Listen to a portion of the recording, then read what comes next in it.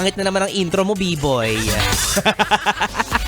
Wala bored ako Tsaka ang ganda kasi nung nag-play na song, diba? Chandelier.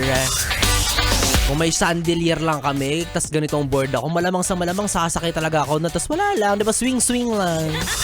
Kasi wala kaming ganon kasi mababa yung kisame. And speaking of, dahil bored si B-boy Bibo sa mga oras na to, na-realize ko lang, nakakasawa pala maging gwapo.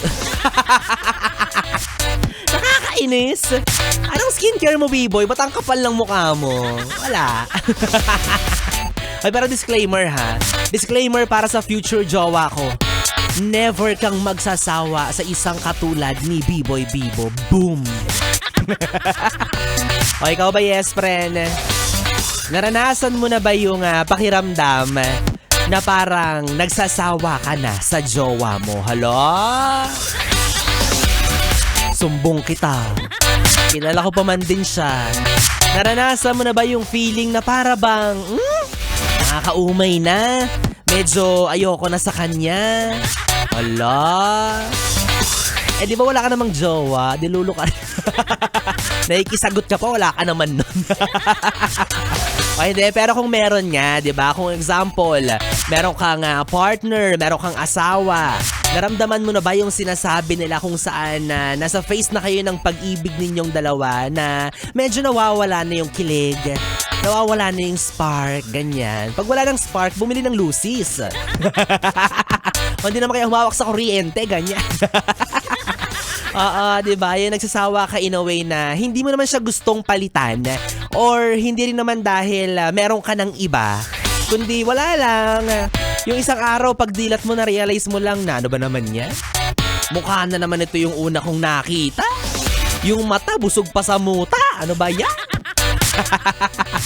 Well, wag na kayong magpaka-hipokrito, no? Kasi totoo naman, malaki naman talaga yung tsansa na makaramdam ka ng ganyan.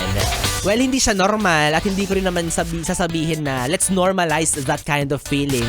Pero ang akin lang, nangyayari talaga siya, di ba? For many of our yes friend na nakikinig ngayon, it happens. Oo, talagang darating sa punto na naiinis ako sa mukha ng mokong na to. Parang ulik ba na to sa paningin ko? Grabe ka naman. Hindi lang nakaligo, hindi lang nakapagsuklay yung jowa mo, ulik ba na agad sa paningin mo? Again, nangyayari talaga siya na darating sa punto na magsasawa ka. Pero syempre, gagawa ka ng mga paraan kung saan para manumbalik yung init ng iyong nararamdaman. Yan, ganyan. Kumbaga para mag-init yung feelings mo sa kanya, hindi na lang lagi yung ulo mo ang nag-iinit. Para bumalik yung gigil. Yan. Diba? Yung every time na makikita mo siya pag uwi niya galing trabaho, nakahiga ka na, naka-nighties ka. Tapos pakagat-kagat labi ka na lang, ganyan. Tapos pagbukas niya ng pinto, nakikita ka ng mga kumpare niya kasi diba magkakapit-bahay. Makikita kayo ng mga kapitbahay kung anong ginagawa ninyo. Ay nako.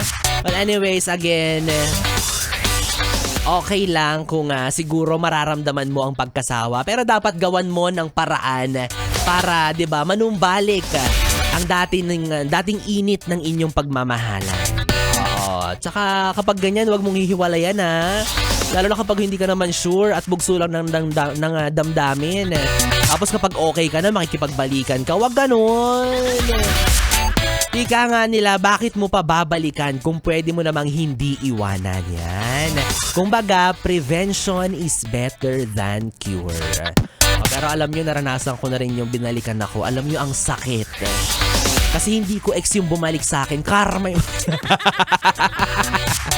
Kaya ikaw, yes friend, kung magiging jowa man kita at dumating sa puntong nagsasawa at nauumay ka na, huwag kang mag-alala.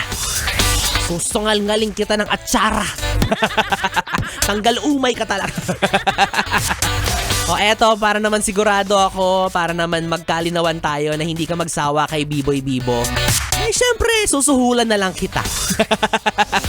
Bibigyan na lang kita ng pera, ha? Para hindi ka lang magsawa sa akin, para ituloy-tuloy mo lang ang pakikinig at pakikitutok. Dahil yes, friend, ito nang hinihintay mo ang pamimigay natin ng papremyo ang tumataginting na 500 piso para sa ating ACS! ACS! ACS! Ewan ko na lang kung magsawa ka pa kapag pinamudmudan kita ng pera. Yes, friend, lakasan mo na ang volume ng radyo mo at sagutin mo lang ang simpleng katanungan ko para sa'yo. Handa ka na ba? Malakas na ba ang volume ng radyo? Ay, ayaw isagad yung volume. Madamot, baka marinig ng kapitbahay. Dumami ang kalaban, dumami ang kakompetensya. O, bahala ka sa buhay mo. Pero eto na nga ang katanungan ko para sa'yo. Yes, friend, kung ang Charm Fabcon Purple Eternity ay kulay purple, malamang purple nga ni. Ilan naman ang kulay sa watawat ng Pilipinas? Again, kung ang Charm Fabcon Purple Eternity ay kulay purple, ilan naman ang kulay sa watawat ng Pilipinas? Dapat alam mo yan. Naku, araw ng kalayaan pa man din bukas. O, kapag meron ka ng kasagutan, isend mo lang yan sa aking Facebook Messenger at DJ Biboy Bibo, DJ B-I-B-O-Y, B-I-B-O. Kalakip ang screenshot na nagpapatunay resibo na nakafollow ka na sa Facebook page ko. Parehas lang yan, DJ Biboy Bibo. Again, DJ B-I-B-O-Y, B-I-B-O. Mag-send ka na rin ng iyong valid ID na magkaalaman kung ikaw nga ba ay totoong tao humihinga. At dapat sa pagtatapos ng programa ko ay nakatuto ka pa rin dahil yes, friend, inaalam ko talaga, oo. Tinatanong ko kung nakikinig pa, kung hindi na, sayang naman, bokya olats. Dahil doon ko i-anunsyo kung sino nga ba ang mapalad, maswerteng makatatanggap ng tumataginting na 500 piso para sa ating ACS! ACS! ACS! Yes, friend, kapiling mo na ang bibi mo sa radyo, ang DJ na mabilis bumayo ang dila sa mikropono. Ako po si DJ B-Boy, B-Boy Bibo. Magkasama at magkarinigan tayo hanggang mamayang alas 12 para sa ating programang BB Time. Dito lang sa istasyong No Problem, ang 101.1 Yes FM. Solid! Oras natin, 9:42.